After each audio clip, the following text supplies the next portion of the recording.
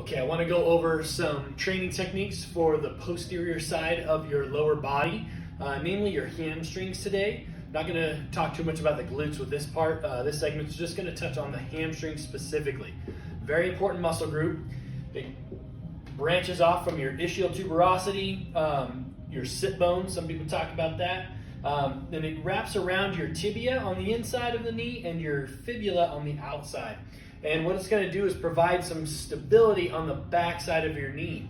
Super important to counteract all the strong forces on the front side with your quadriceps and whatnot. I see this a lot of times in the clinic. Either one side or both will be weakened in the hamstrings. If we sit all day long, our knees are just bent, the hamstrings kind of become a little bit dormant. What I like to do is start off with an isometric activation technique and then progress into a more dynamic exercise. So pull up a piece of floor, find a chair or something that provides you with about a 90-degree angle at your knees. Keep your ankles nice and strong in dorsiflexion like this, toes up so we're not pointing too far down, and then hips at about 90 degrees. So you don't want to be way down here, nor do you want to be crouched up like so, okay?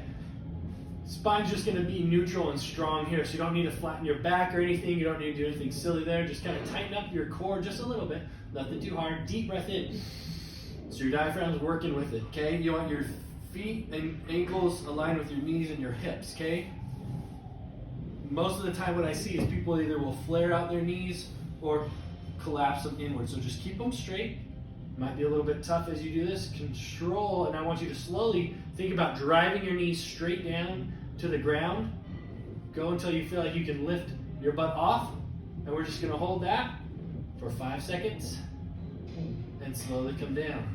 As you do that, check to make sure your pelvis isn't twisting one way or the other, side to side, front or back. Make sure you're not twisting your feet in or out. You want to just pull, so the hamstring is pulling equally on both sides of your shin bone down there, okay? Hold and slowly come down. So it's nothing crazy, you're not burning tons of calories. We're just trying to get your hamstrings engaged. Try it out. I want you to do about 5-second holds, go through about 10 to 12 of those, okay? So roughly a minute of contraction. Do that a few times and then we'll work into some more dynamic training exercises for the hamstrings.